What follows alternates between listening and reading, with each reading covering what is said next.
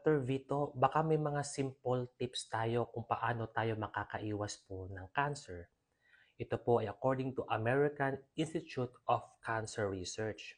So, dumadami na kasi ngayon ang mga pabataan ng pabataan nagkakaroon po ng cancer.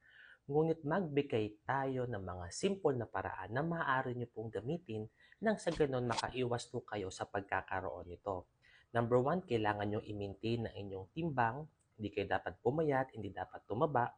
Number two, kailangan physically active kayo. Kailangan mag-exercise. Pangatlo, kumain kayo ng fruits and vegetable. Number four, kailangan ilimit nyo po ang pagkain ng mga red meats or karne. Panglima, dapat wala kayong alcohol. Pang-anim, dapat hindi kayo kumakain ng mataas sa taba at limit po dapat ang sobrang alat.